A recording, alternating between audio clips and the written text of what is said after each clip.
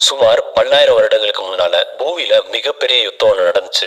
யுத்தம்னா ஆயிரக்கணக்கான வீரர்கள் சண்டை போட்ட யுத்தம் இல்ல. ஒரு அம்மாவுக்கும் அவங்களோட 2 பசங்களுக்கு இடையில நடந்த ஒரு பிரம்மாண்டமான யுத்தம். அவங்கலாம் சாதாரணமான மனிதர்கள் கிடையாது. கடவுள்களுக்கு நிகரான சக்தி உள்ளவங்க. அவங்க தான் காகியா ஒட்சுசுகி, அவங்க பசங்களான ஹாகரமோ அப்புறம் ஹாமரோ ஒட்சுசுகி. இந்த யுத்தத்துல மகன்கள் ஜெயிச்சு அம்மாவை சிறப்பிடிச்சு நிலவுக்கு அனுப்பிடுறாங்க. காகியா அவங்களோட அல்டிமேட் வெப்பனா யூஸ் பண்ண டென்டெயில்ஸ்ங்கிற டிவைன் ட்ரீயை ஹாகரமோ ஒட்சுசுகி கிரியேஷன் ஆஃப் ஆல் திங்ஸ் அப்படிங்கிற அவரோட அல்டிமேட் பவரை யூஸ் பண்ணி அதை 9 பாகங்களா பிரிச்சாரு. அந்த 9 பாகங்கள் தான் அந்த 9 விதமான டெய்ல்டு பீஸ்ட். அதுல குராமா தான் 9 டெய்ல்டு பீஸ்ட். அவங்கலாம் அப்பதான் இந்த பூமியில பிறப்பெடுக்கிறாங்க. சுருக்கமா சொல்லணும்னா இப்ப முட்டைக்குள்ள கருவுல இருக்கிறாங்க. அதை ஹாகரமோ அவரோட உடம்புக்குள்ள பத்திரப்படுத்தி வச்சுக்கிறாரு. அவங்க ஒவ்வொருத்தரையும் தான் பிள்ளைகளை நினைச்சு அவங்களுக்கு பேரும் வைக்கிறாரு. இப்படியே காலங்கள் ஓடுது. ஹாகரமோக்கு வயசாகி அவரோட கடைசி காலகட்டத்துல அந்த 9 டெய்ல் பீஸ்ட் கிட்டையும் என்னோட நேரம் முடிய போது, இனி நீங்க தான் உங்களையும் இந்த இயற்கையும் பாதுகாக்கணும்னு சொல்லி ஒவ்வொரு டெய்ல்டு பீஸ்டையும் ஒவ்வொரு இடத்துக்கு அனுப்பி வைக்கிறாரு. அதுல குராமாவை ஒரு பழைய கோவில்ல கொண்டு போய் விட்டுட்டு, நீ தான் இனிமே இந்த காடை பாத்துக்கணும் அப்படின்னு சொல்லிட்டு விட்டுட்டு போயிடுறாரு. அதுபடியே ஹாகராமாவும் கொஞ்ச நாள் இறந்து போயிடுறாரு. அப்படியே காலம் ஓடுது. பல 100 வருஷம் இப்படி ஓடிடுச்சு. குராமாவும் அந்த காட்டை பாதுகாத்துக்கிட்டு அங்கேயே வாடுது. காலப்போக்குல அந்த இடம் லேண்ட் ஆஃப் ஃபயரோட ஆட்சிக்கு கீழே வருது. மக்களோட ஜனத்தொகை அதிகமானதால காடுகளெல்லாம் அழிச்சு மக்கள் குடிபுக ஆரம்பிக்கிறாங்க. இதனால கோவம் அடைஞ்ச 9 டெய்ல்ஸ் மக்களுக்கு இடையில பல சேதங்கள் பண்ணுது. அது என்னவோ தன்னோட மாஸ்டர் ஹாகராமோ சொன்ன மாதிரி காடை பாதுகாக்க தான் 9 டெய்ல்ஸ் இப்படி பண்ணுது. ஏன் மனிதர்கள் எல்லாம் தாக்குது அப்படின்னா, 9 டெய்ல்ஸ் முதலும் கடைசியுமா பார்த்த மனுஷன்னா அது ஹாகரமா மட்டும்தான். 9 டெய்ல்ஸை பொறுத்த வரைக்கும் எல்லாமே ஒண்ணுதான், எல்லாருமே ஒண்ணுதான். இப்போ மனிதர்களை அது தப்பானவங்களா பாக்குது. காரணம் காடுகளை அழிச்சு வீடுகளை கட்டினதுனால. அதுக்கப்புறம் மக்கள் 9 டெய்ல்ஸை பார்த்து பயப்பட ஆரம்பிச்சாங்க. கொடூரமான மிருகம் சொல்லி முத்திர குத்திட்டாங்க. ஷினோபிஸ் எல்லாம் உருவான சமயத்துல தான் 9 டெய்ல்ஸை பார்த்து பயப்படுறதை நிறுத்திட்டு அதை ஆயுதமா யூஸ் பண்ணலாம் அப்படின்னு ஹிடன் கிளவுட் வில்லேஜ் சேர்ந்த கோல்டன் சில்வர் பிரதர்ஸை 9 டெய்ல்ஸை புடிச்சிட்டு வர சொல்லி ஃபர்ஸ்ட் ரைக்காக அனுப்பியிருப்பாரு. அவங்களும் 9 டெய்ல்ஸ் போட்டு சண்டை போட்டு பிடிக்க பாக்குறாங்க. ஆனா 9 டெய்ல்ஸ் அவங்கள முழுசா முழுங்கிருது. ஆனா அவங்க 2 பேரும் சாகல. 2 பேருமே 9 டெய்ல்ஸோட வயித்துக்குள்ள கிட்டத்தட்ட 2 வாரம் இருந்தாங்க. அதோட உறுப்புகள் எல்லாம் பிச்சு சாப்பிட்டுக்கிட்டு 2 வாரம் உயிர் வாழ்ந்தாங்க. அதுக்கப்புறம் ரொம்ப வருஷம் 9 டெய்ல்ஸ் தலைமுறைவாவே வாழ்ந்துட்டு வந்துச்சு. அப்பதான் ஒரு நாள் மாதரா 9 டெய்ல்ஸ் இருக்கிற இடத்த கண்டுபிடிச்சு அவரோட ஷேரிங்கான யூஸ் பண்ணி 9 டெய்ல்ஸ அவர் கண்ட்ரோல்ல எடுத்து ஹாஷிராமா கூட யுத்தம் செஞ்சாரு. அந்த யுத்தம் பல நாள் நடந்துச்சு. அந்த யுத்தத்தால அங்க இருந்த இடம் மொத்தமே உருக்குலைஞ்சு போச்சு. இந்த சம்பவத்துக்கு அப்புறம் தான் அந்த இடத்துக்கு ஃபயல் வேலி அப்படின்னு பேர் வந்துச்சு. ஹாஷிராமா மாதரா 2 பேருக்குமே ஒரு பிரம்மாண்டமான சிலையும் அவங்க வச்சாங்க. அந்த யுத்தத்துல லார்ட் ஹாஷிராமா செஞ்சோ மாதராவை தோக்கடிச்சு 9 டெய்ல்ஸ மாதராவோட கட்டில இருந்து விடுவிச்சாரு. இப்படி மனிதர்கள் எல்லாம் இவ்வளவு மோசமானவங்களா இருக்கிறாங்களே, நம்மள எல்லாரும் ஒரு மிருகமா ஒரு ஆயுதமா தான் பாக்குறாங்கன்னு குராமா கிட்ட இருந்த கொஞ்ச நஞ்ச இறக்கமும் போய் ஹேட்ரடோட மொத்த உருவமா மாறி 9 டெய்ல்ஸா உருவெடுத்துச்சு. அதுக்கப்புறம் தான் ஹாஷிராமா செஞ்சோ இந்த டெய்ல் பீஸ்ட் எல்லாம் இப்படியே சுதந்திரமா விடுறதால பல மக்கள் அதோட சக்தியை தனக்கு சொந்தமாக்கிக்க பாக்குறாங்க அப்படின்னு சொல்லி ஜிந்துருகி அப்படிங்கிற ஒரு வழிமுறையை நடைமுறைக்கு கொண்டு வந்தாரு ஹாஷிராமா செஞ்சோ. அதுக்கப்புறம் ஒவ்வொரு நேஷனுக்கும் ஒவ்வொரு டெய்ல்டு பீஸ்ட கொடுத்து ஒவ்வொரு டெய்ல்டு பீஸ்டுக்கும் ஒவ்வொரு ஜிஞ்சுரிகிஸ உருவாக்குனாங்க. அதுபடியே தன்னோட மனைவியான மீட்டோ உசுமாக்கிய 9 டெய்ல்ஸோட முதல் ஜிஞ்சுரிகியா ஆக்கியிருப்பாரு. 9 டெய்ல்ஸ் மாதிரியான ஒரு கட்டுக்கடங்காத பவர்ஃபுல் பீஸ்ட் எல்லாம் கட்டுப்படுத்தணும்னா அதுக்கு அதிபயங்கர சக்கரா ஃபோர்ஸ் தேவைப்படும். அதனாலதான் உசுமாகி கிளான சேர்ந்த அவரோட மனைவி உடம்புலயே சீல் பண்ணியிருப்பாரு. ஃபர்ஸ்ட் ஷினோபி வேர்ல்டு வார் நடந்துகிட்டு இருந்த சமயம் அப்போ மீட்டோ உசுமாக்கி மாசமா இருந்தாங்க. அவங்களோட டெலிவரி டைம்ல அந்த சீல் கிட்டத்தட்ட பிரேக் ஆகிற நிலைமையில இருந்துச்சு. வேற யாராச்சும் 9 டெய்ல்ஸ் ஜிஞ்சுரிகியா இருந்திருந்தா கண்டிப்பா சீல் பிரேக் ஆகி 9 டெய்ல்ஸ் வெளியே வந்திருக்கும். அவங்க உசுமாக்கிங்கிறதால அவங்களால அந்த சமயத்திலுமே 9 டெய்ல்ஸை கட்டுப்படுத்த முடிஞ்சிருக்கு. காலம் ஓடி ஹாஷிராமா செஞ்சு இறந்து மீட்டோ உசுமாக்கியோட கடைசி காலம் வந்த நேரத்துல தான் 9 டெய்ல்ஸ்க்கு அடுத்த ஜிஞ்சுரிகியை தேடினாங்க. கண்டிப்பா அதுவும் ஒரு உசுமாக்கியா தான் இருக்கணும்னு சொல்லி லேண்ட் ஆஃப் வேர்ல்பூல்ல இருந்த குஷினா உசுமாக்கிங்கிற ஒரு பொண்ணை அடுத்த ஜிஞ்சுரிகியாக்க லீஃப் வில்லேஜுக்கு கூட்டிட்டு வந்திருப்பாங்க. அதுபடியே குஷினா மீட்டோ உசுமாக்கியை சந்திச்சு அவங்களுக்கு தேவையான எல்லா விஷயத்தையும் சொல்லி கொடுக்குறாங்க. உனக்குள்ள இருக்கிற ஹேட்ரன் தான் 9 டெய்ல்ஸை வெளியே கொண்டு வரும். அதை தடுக்கணும்னா அதை நீ ஓவர் கம் பண்ணணும். அதை நீ ஓவர் கம் பண்ணணும்னா அன்பு செலுத்துறது தான் ஒரே வழி அப்படின்னு சொல்லியிருப்பாங்க.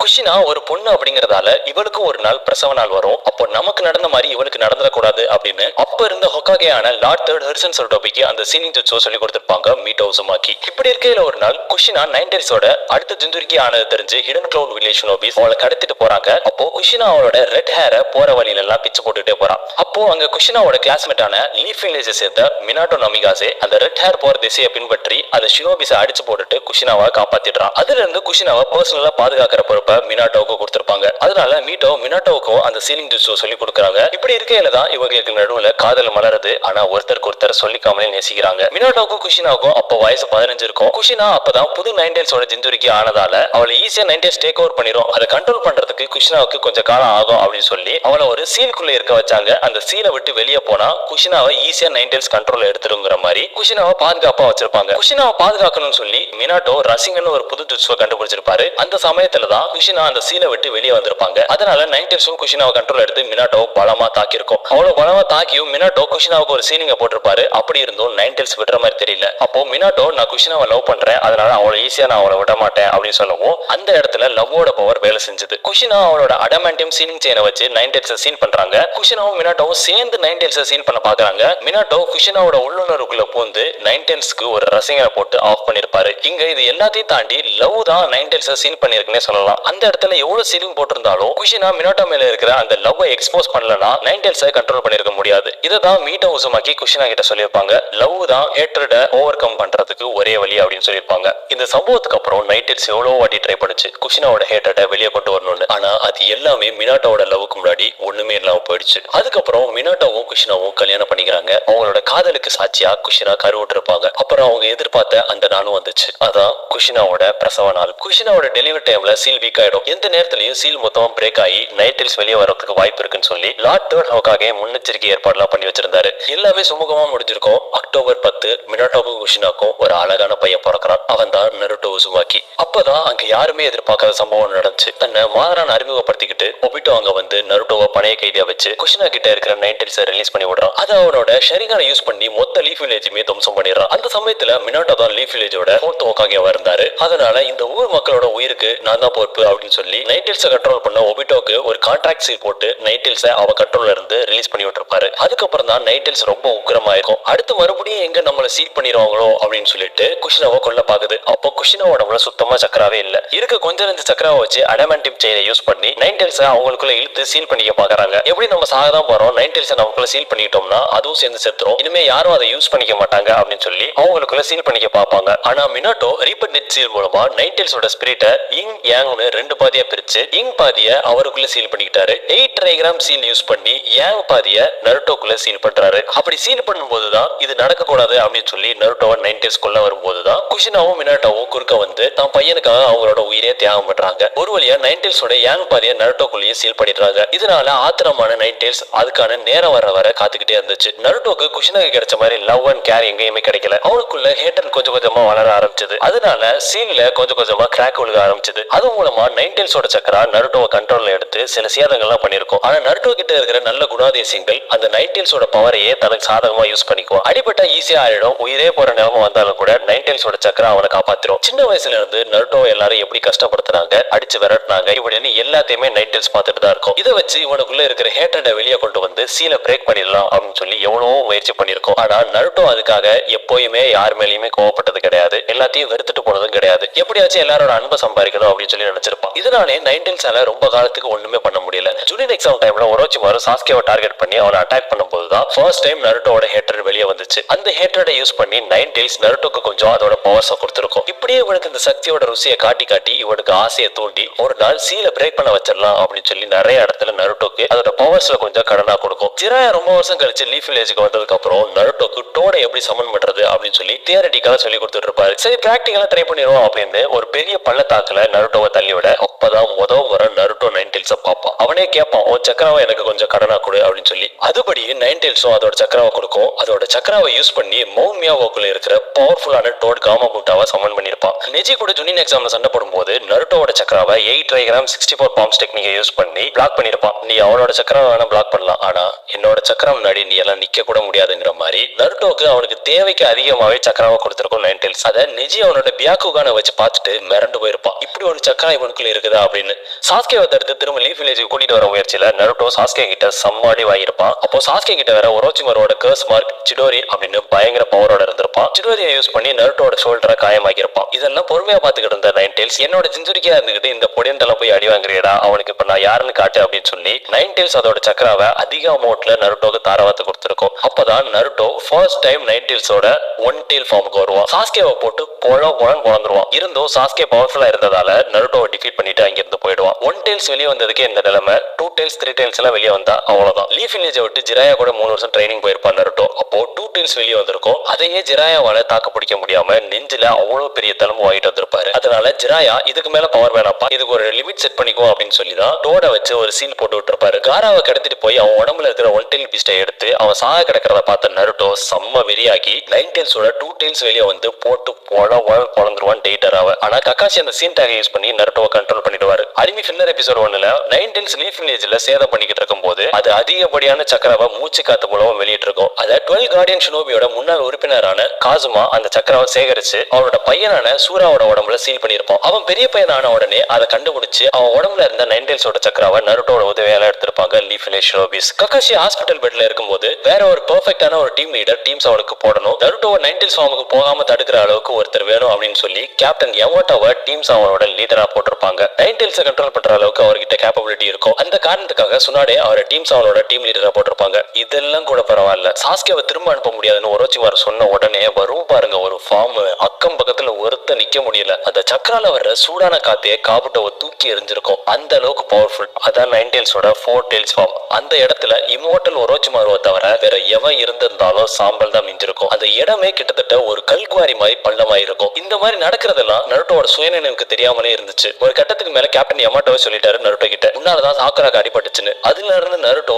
எக்காரணத்தை கொண்டும் 9 tailsோட பவரை யூஸ் பண்ணக்கூடாது, அதனால என் கூட இருக்கிறவங்களே பாதிக்கப்படுறாங்கன்னு சொல்லி இனிமே கான்சியஸா இருக்கணும்னு முடிவு பண்ணிருப்பான். பெயின் ஜிராயாவை கொண்டதுக்கு அப்புறம் அவனை பழிவாங்க நருட்டோ மவுண்ட் மியாபோக்கு போயிருப்பான். அப்போ ஜிராயா கூட புகாசாகோ கம்பைன் ஆகி அவருக்கு சேஜ் மோட வர ஹெல்ப் பண்ணிருப்பாங்க. அது மாதிரி நருட்டோக்கும் பண்ணலாம் அப்படின்னு பாப்பாங்க. ஆனா 9 tails அவரை நருட்டோ கூட கம்பைன் ஆக விடல. அதனால நருட்டோ சொந்தமா நேச்சர் எனர்ஜியை கம்பைன் பண்ணி சேஜ் மோட கத்துப்பான். இப்போ வர பார்த்தது எல்லாமே சும்மா ஜுஜுபி ஃபார்ம் தான். இப்போ வர்ற ஃபார்ம் இருக்கே காட் லெவல் பவர் இருந்தாலும் கூட இந்த கோபத்துக்கு முன்னாடி நிக்க கூட முடியாது. அப்படி ஒரு ஃபார்ம். நருட்டோ சேஜ் மோட அட்டென்ட் பண்ணிட்டு லீஃப் வில்லேஜுக்கு திரும்பும் போது லீஃப் வில்லேஜே இருக்காது. அப்போ கூட நருட்டோட கான்சியஸ் ஸ்டேபிளா தான் இருக்கும். பெயின் எப்போ ரிசீவர் ராட வச்சு ஹினாட்டா முதுகுல குத்துறானோ அப்போ வரும் பாருங்க கண்ட்ரோல் ஆகுது மண்ணாவதுன்னு 9 tailsோட 6th tail வெளியே வந்து பெயினை போட்டு பொழக்கும். அவ்வளவு நேரம் பெயினை கடவுள் அழிவில்லாதவன் நினைச்சுக்கிட்டு இருப்போம். ஏன் 9 tails அடி வாங்குறதுக்கு முன்னாடி அவனே அப்படிதான் நினைச்சுக்கிட்டு இருந்திருப்பான். அடி வாங்கினதுக்கு அப்புறம் சப்பக்கு பேர கிழிஞ்சு போயிருக்கும். அந்த ஃபார்ம்ல கிட்டத்தட்ட நருட்டோ ஒரு ஃபாக்ஸ் மாதிரியே மாறிடுவான். இந்த ஹேட்ரட் போதுன்னு சொல்லி இதை யூஸ் பண்ணிக்கிட்டு சீலை பிரேக் பண்ணிடலாம் அப்படின்னு நினைக்குது 9 tails. ஆனா மினாட்டோ திடீர்னு நருட்டோட உள்ளுணர்வுல தோன்றி அதை தடுத்து நிறுத்தி மறுபடியும் கிராக் விழுந்த சீலை நல்லா டைட் ஆக்கி விட்டு போயிருவாரு. கில்லர் பி கூட சேர்ந்து லேண்ட் ஆஃப் லைட்னிங்ல இருக்கிற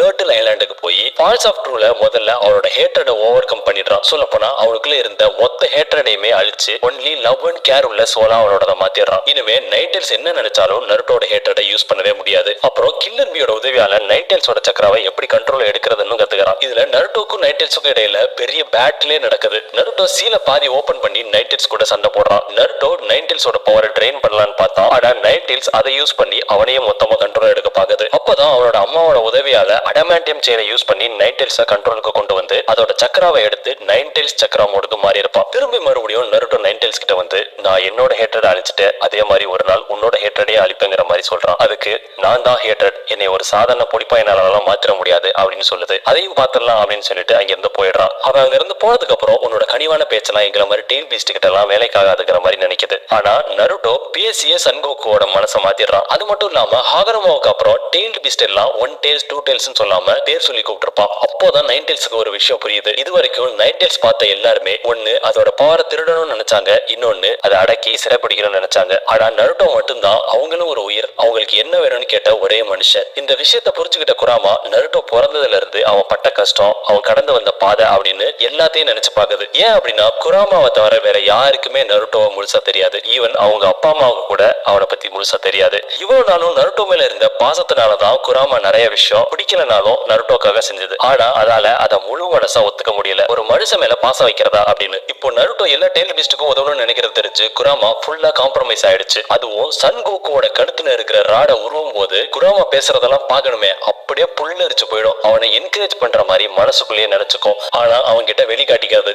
5 டெயில்டு பீஸ்டும் பீஸ்ட் பாம்பம் பிளாஸ்ட் பண்ண ரெடி ஆகும். அப்போ குராமா நருட்டோ கிட்ட கேட்கும், உன்னால முடியலன்னா சொல்லு, என் சக்கராவை கொடுக்குறேன்னு சொல்லும். அப்போ அந்த மொமெண்ட்ல 2 பேரோட பாண்ட் இருக்கே அந்த லெவல்ல இருக்கும். 2 பேரும் ஃபிஸ்ட் பம்ப் பண்ணி அவங்களோட சக்கராவை லிங்க் பண்ணிட்டு சீலை ரிலீஸ் பண்ணி கேட்டை திறந்து குராமா வரும் பாருங்க. நருட்டோ பீஸ்ட் ஃபார்மேஷன் ஃபார்முக்கு போய் அந்த 5 டெயில் பாம்பையும் ஒரே அடியில பறக்க விட்டுருப்பான். அப்போதான் அந்த மொமெண்ட்ல தான் ஷினோபி வேர்ல்டோட the most dangerous monster shinobi வேர்ல்டோட சேவியரா மாறின தருணம். அதுவும் இல்லாம நருட்டோ இனிமே நீ மான்ஸ்டர் இல்ல, நீயும் லீஃப் வில்லேஜ் சேர்ந்த ஒருத்தன் தான், என்னோட இன்னொரு பாதி அப்படின்னு சொல்லும் போது குராமாவே எமோஷன் ஆயிடும். எல்லா டேண்ட் பீஸ்டும் நருட்டோ மேல நம்பிக்கை வச்சு அவனுக்கு அவங்களோட சக்கராவை கொடுக்கும் போது குராமா கண்ணுக்கு நருட்டோ ஹாகராமா மாதிரி தெரிஞ்சிருப்பான். அந்த அளவுக்கு இப்போ குராமா நருட்டோவை நம்புது. ஒபிட்டோ நருட்டோவை மட்டம் தட்டுற மாதிரி சில விஷயம் சொல்லுவான். உன்னால முடியாது, நீ ஒரு லூசர், ஜிராயா மினாட்டோலாம் உன் மேல நம்பிக்கை வச்சாங்க, ஆனா அதெல்லாம் சும்மா, நீ ஒண்ணுமே இல்லங்கிற மாதிரி சொல்லிட்டு இருப்பான். இதெல்லாம் கேட்டு டென்ஷன் ஆன குராமா, நருட்டோ நீ என்னை கொஞ்சம் ஸ்விட்ச் பண்ணு, அவங்க கிட்ட கொஞ்சம் நான் பேசிட்டு வந்துடுறேன் அப்படின்னு குராமா ஒபிட்டோ கிட்ட சொல்லும். டே தம்பி, உன்னோட பேச்சுல இந்த பையன் கிட்ட வேலைக்கு ஆகாது. மினாட்டோ என்னைக்கு இருந்தாலும் நீ வருவன்னு உன்னை போட்டு பொழக்கிறதுக்காக தான் என்னை நம்பி என்னை நருட்டோக்குள்ள சீல் பண்ணிருக்காரு. நருட்டோ அவன் சொன்ன வார்த்தையை கண்டிப்பா காப்பாத்துவான். நருட்டோ நீ இறங்கி ஆட்டி பாத்துக்கலாம் அப்படிங்கிற மாதிரி சொல்லியிருக்கோம். நருட்டோவை குராமா நம்புறது மட்டும் இல்லாம அவனை அது தன்னோட சகோதரனாவே நினைச்சிருக்கோம். ஷினோபிஸ் யாருக்கும் எதுவும் ஆகிடக்கூடாது, அவங்களை இன்னும் மெருகேற்றணும், எல்லாரும் ஒண்ணு சேர்ந்து மாதராவே ஒபிட்டோவை எதிர்கொள்ளணும்னு நருட்டோ எல்லாருக்கும் குராமாவோட சக்கராவை பாஸ் பண்ணுவான். அப்போ குராமா அந்த சக்கரா மூலமா நருட்டோ இத்தனை வருஷமா எப்படி ஃபீல் பண்ணா, எப்படி மனதளவுல கஷ்டப்பட்டாங்கிறத அந்த சக்கரா மூலமா எல்லாரும் உணர்ற மாதிரி பண்ணிருக்கோம். அப்பதான் எல்லா ஷினோபிஸுக்கும் நருட்டோட வழி புரிய வரும். மினாட்டோ உடம்புல இருக்கிற இங் குராமா, உன் பையனுக்குள்ள ஏதோ இருக்கு மினாட்டோ, இவன் தான் என்னோட இன்னொரு பாதியை ஸ்வீட்டா பேசி மாத்தினாங்கிறத இப்ப என்னால நம்ப முடியுது அப்படிங்கிற மாதிரி சொல்லும். நருட்டோவும் மினாட்டோவும் அவங்களோட சக்கராவை கம்பைன் பண்றதுக்காக ஃபிஸ்ட் பம்ப் பண்ணுவாங்க. அது மூலமா இங் குராமாவும் யாங் குராமாவும் மீட் பண்ணிக்குவாங்க. அவங்களும் ஃபிஸ்ட் பம்ப் பண்ணி சக்கராவை ஒண்ணு திரட்டுவாங்க. இதுல ஒரு விஷயம் நம்ம நல்லா கவனிக்கணும். ஒருத்தரோட சோல்ல ரெண்டு வகையான கேரக்டர் இருக்கும். ஒன்னு ரொம்ப நல்லது, ஒன்னு ரொம்ப கெட்டது. அத இங் யாங்னு சொல்லுவாங்க. இதுல யான் பாதி நல்ல கேரக்டர் உள்ள சோல், இன்னுங்கிறது ரொம்ப அடமெண்டான ரொம்ப முரட்டுத்தனமான சோல். கெட்டவன் சொல்லிட முடியாது, ஆனா அந்த இன் சோல்ல தான் அந்த நெகட்டிவிட்டி, அந்த ஹேட்ரட் இதெல்லாமே இருக்கும். யான் சோல் குட்டுங்கிறதால கொஞ்சம் வீக்கா தான் இருக்கும் இன்ன கம்பேர் பண்ணும்போது. அப்போ யாங் குராமா, அதாவது நருட்டோக்குள்ள இருக்கிற குராமாவே இவ்வளவு ரூத்லெஸ்ஸா இருந்தா இன் குராமா எப்படி இருந்திருக்கும்னு யோசிச்சு பாருங்க. மினாட்டோ அதையும் கண்ட்ரோல் பண்ணி டெயில் பீஸ்ட் மோடுக்கே மாறி இருக்காருன்னா சாதாரண விஷயம் கிடையாது. இப்படி ஃபுல் குராமா சக்கரவே வாங்கிட்டு ஒபிட்டோ அட்டாக் பண்ண போகும்போது தான் அவங்கிட்ட சேஜுட்சு தான் ஒர்க் ஆகுங்கிறது அவருக்கு அப்பதான் ஞாபகத்துக்கு வருது. அப்பதான் குராமா நருட்டோ கிட்ட மவுண்ட் மியோபோக்குள்ள நடந்ததை எக்ஸ்பிளைன் பண்ணுது. சேஜுட்சுவையும் டெயில் பீஸ்ட் மோடையும் கம்பைன் பண்ண சொல்லுது. அதுபடியே நருட்டோவும் சேஜ் மோடையும் பீஸ்ட் மோடையும் ஒன்னு சேர்க்கிறான். நருட்டோவும் குராமாவும் டெயில் பீஸ்ட் மோடுக்கு போய் மத்த டெயில் பீஸ்ட் கூட ஒன்னு சேர்ந்து மாதராவை அட்டாக் பண்ணிக்கிட்டு இருக்கும் போது மாதரா ரெனிகனை வச்சு ஒபிட்டோ உடம்புல இருக்கிற கெடோ ஸ்டாச்சுவை எக்ஸ்ட்ராக்ட் பண்ணி எல்லா டெயில் பீஸ்டையும் கெடோ ஸ்டாச்சுக்குள்ள இழுக்கிறாரு. அப்போ குராமாவும் அந்த ஸ்டாச்சுக்குள்ள இழுக்கப்பட்டதால நருட்டோ உடம்புல இருந்து குராமா போயிடுது. அதனால நருட்டோட ஹார்ட் பீட் நின்னுது. கிட்டத்தட்ட நருட்டோ செத்துட்டான்னு கூட வச்சுக்கலாம். ஆனா குராமா கெடோ ஸ்டாச்சுக்குள்ள போறதுக்குள்ள காரா கிட்ட நருட்டோவை மினாட்டோ கிட்ட கூட்டிட்டு போய் இன் குராமாவை நருட்டோக்குள்ள மாத்த சொல்லுன்னு சொல்லி ஒரு ஹெல்ப் கேட்கும். குராமாக்கு இப்போ நருட்டோவை விட்டா வேற சொந்தம்னு யாருமே இல்ல. அதையும் தாண்டி மத்த எல்லாத்தையும் விட நருட்டோட உயிர் தான் குராமாவுக்கு ரொம்ப ரொம்ப முக்கியங்கிறதுனால இவ்வளவு நாள் அரகண்டா இருந்த நைட் டெயில்ஸ் காரா கிட்ட நருட்டோவை காப்பாத்த சொல்லி உதவி கேட்கறதுலாம் ரொம்ப பெரிய சேஞ்சுனே சொல்லலாம். அதுபடியே காராவும் மினாட்டோ கிட்ட நருட்டோவை கொண்டு சேர்த்ததுக்கு அப்புறம் மினாட்டோ அவருக்குள்ள இருக்கிற இன் குராமாவோட சக்கராவை நருட்டோக்குள்ள மாத்திக்கிட்டு இருக்கும் போது பிளாக் ஜிட்சு அதை உறிஞ்சி எடுத்துடுறான். அதுக்கப்புறம் ஒபிட்டோவோட உதவியால தான் நருட்டோக்குள்ள இன் குராமா போகும். இன் குராமா நருட்டோக்கு அதிபயங்கரமான சக்கர ஃபோர்ஸை கொடுத்து உதவி பண்ணும். ஃபைனலா காகியாவை டிஃபீட் பண்ணி எல்லா டெயில் பீஸ்டையும் அவங்க கிட்ட இருந்து எக்ஸ்ட்ராக்ட் பண்ணிடுவாங்க. அப்புறம் ஹாகரோமோ காகியாவோட டைமென்ஷன்ல இருந்து எல்லாரையும் ரியல் வேர்ல்டுக்கு கொண்டு வருவாரு. அப்பதான் நருட்டோ அவனோட உடம்புல இருந்து யாங் குராமா வெளியே போய் அவ இறந்து உயிர் பொழைச்சு வந்ததுக்கு அப்புறம் அப்பதான் அவன் பாக்குறான். அப்போ அவங்களுக்குள்ள நடக்கிற அந்த பாண்டிங் அவ்வளவு அழகா இருக்கும் பார்க்கவே. நருட்டோ வந்து உன்னை பார்த்து எவ்வளவு நேரம் ஆச்சு, மணிக்கணக்கில் ஆச்சு, உன்னை ரொம்ப மிஸ் பண்ற அப்படின்னு கத்துவான். அதுக்கு ஏன்டா கத்துற அப்படிங்கிற மாதிரி குராமா சொல்லும். அந்த பாண்டிங்கே செம்ம ஃபன்னா, பார்க்கவே எமோஷனலா இருக்கும். ஹாகரோமோ டெயில் பீஸ்ட் கிட்ட எல்லாம் நீங்க இனிமே யாரோட மாதிரி சீனா இருக்க வேண்டிய அவசியம் இல்ல, சுதந்திரமா இருங்கன்னு சொல்லியிருப்பாரு. ஆனா குராமாவும் கியூகியும் நாங்க நருட்டோ கில்லர் பீ கூடயே இருக்கோம்னு சொல்லிடுவாங்க. அப்பதான் சாஸ்கே எல்லா டெயில் பீஸ்டையும் சீல் பண்ணி அதோட பவர்ஸை யூஸ் பண்ணி நருட்டோ கூட சண்டை போடுவான். சாஸ்கே சீல் பண்ணதுல யாங் குராமாவும் இருக்கும். இப்போ நருட்டோ உடம்புல இருக்கிறது இன் குராமா. நருட்டோவும் இன் குராமாவும் அவங்க சக்கராவை மெர்ஜ் பண்றதுக்காக ஹேண்ட் பம்ப் பண்ணுவாங்க. அப்போ யாங் குராமாவோட மெமரிஸ் எல்லாம் இன் குராமாக்குள்ள போகும். அப்பதான் நருட்டோ இவ்வளவு நாள் எவ்வளவு கஷ்டப்பட்டான், எப்படி டெயில் பீஸ்ட் எல்லாம் அவனோட நண்பர்களா பார்த்தான் அப்படிங்கறத புரிஞ்சுக்கிட்டு இன் குராமாவும் எமோஷனல் ஆகும். ஃபைனல் வேலையில சாஸ்கே வர்சஸ் நருட்டோ ஃபைட் முடிஞ்சதுக்கு அப்புறம் ஹாகரோமோ நருட்டோக்குள்ள ஃபுல் குராமாவையும் விட்டதும் இல்லாம எல்லா டெயில் பீஸ்டும் மீட் பண்ணிக்கிற கம்யூனிகேட் பண்ணிக்கிற மீடியேட்டரா மாத்திருப்பாரு நருட்டோவை. ஏதாச்சும் ஒரு டெயில் பீஸ்டுக்கு ஆபத்துனாலும் நருட்டோக்கு இன்ஸ்டன்டா தெரிஞ்சிடும். அதுக்கப்புறம் என்ன, ரெஸ்ட் இஸ் ஹிஸ்டரி தான். இவ்வளவு நாள் கூட்டுக்குள்ள இருந்து நருட்டோக்கு பவர் கொடுத்துக்கிட்டு இருந்துச்சு. இப்போ ஒரு ஃபைட்னு வந்துட்டா ரெண்டு பேரும் இறங்கி சம்பவம் பண்ண ஆரம்பிச்சிட்டாங்க. ஹினாட்டாவை காப்பாத்த போற இடத்துல ஒட்சுசுகியை போட்டு பொலன்னு பொழந்து நிலாவே பேத்துன்னு பெரிய பெரிய சம்பவம்லாம் ஒன்னா செஞ்சாங்க. மோமோசுகி வந்தப்போ சாஸ்கேவோட சுசனோட கம்பைன் பண்ணி மோமோசுகியும் போட்டு பொழந்தாங்க.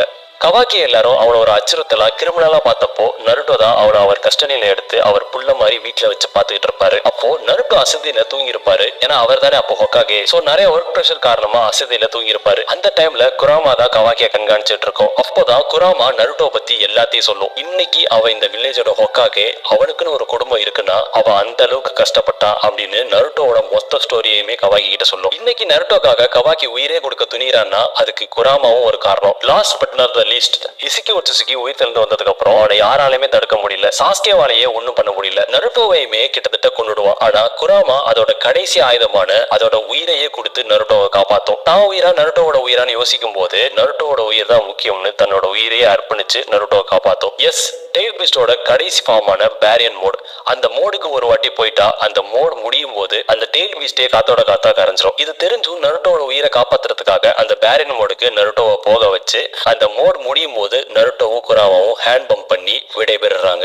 லைஃப்ல ஃபர்ஸ்ட் டைம் நருட்டோ இவ்வளவு சொந்தங்களோட இருந்தும் ரொம்ப தனிமையா ஃபீல் பண்ண நாள்னா அது அன்னைக்குதான். ஏன்னா நருட்டோ பிறந்த அன்னையில இருந்து இன்னைக்கு வரைக்கும் நருட்டோ கூடவே இருந்தது குராமா மட்டும்தான். அவனோட இன்பம் துன்பம் துக்கம் அழுகை எல்லாத்தையுமே பார்த்து அவனை முழுசா தெரிஞ்ச ஒரே ஆள்னா அது குராமா மட்டும்தான். ஒரு பிரதர்லி பாண்டிங் அவங்களுக்கு நடுவுல இருந்துச்சு. இன்னைக்கு தன்னோட சகோதரனை பிரிஞ்சு நருட்டோ தனிமரமா நிக்கிறான். குராமாவோட கடைசி நிமிடங்கள் கூட நருட்டோக்காக தான் கொடுத்துட்டு போயிருக்கோம். அப்படி குராமா செத்துருச்சுன்னு நருட்டோ மட்டும் இல்லாம நருட்டோ பிரான்சிஸோட மொத்த ஃபேன்ஸுமே ஃபீல் பண்ணிட்டு இருக்கும் போதுதான் போண்டோ டூபோ வார்டெக்ஸ்ல குராமாவை ரிட்டர்ன் கொண்டு வந்தாரு நருட்டோவோட ஆத்தர் மசாஷி கிஷிமோட்டோ. இப்போ நருட்டோவோட பொண்ணான ஹிமாவரி உடம்புக்குள்ள தான் இப்போ குராமா இருக்குது. ஆனா அந்த குராமாவுக்கு சுயநினைவு இல்ல. அதோட கடந்த காலம் அதுக்கு ஞாபகம் இல்ல. அது ரொம்ப குட்டியா இருக்கிறதால அது குராமாவோட பையன் அப்படின்னு வேணா எடுத்துக்கலாம் இப்போதைக்கு. இப்போ வர குராமா எப்படி ஹிமாவரிக்குள்ள வந்துச்சு அப்படிங்கறத கிஷிமோட்டோ இன்னும் விளக்கமா சொல்லல. மேபி ஃபியூச்சர்ல தெளிவா சொல்லுவாருன்னு நினைக்கிறேன். ஓகே ஷினோபிஸ், இதான் குராமாவோட ஃபுல் லைஃப் ஸ்டோரி. ஃபைனலி குராமாவோட லைஃப் ஸ்டோரியில இருந்து ஒரு குட்டி மாரல் ஸ்டோரி. ஒருத்தர் எதை அதிகமா பாக்குறானோ கேக்குறானோ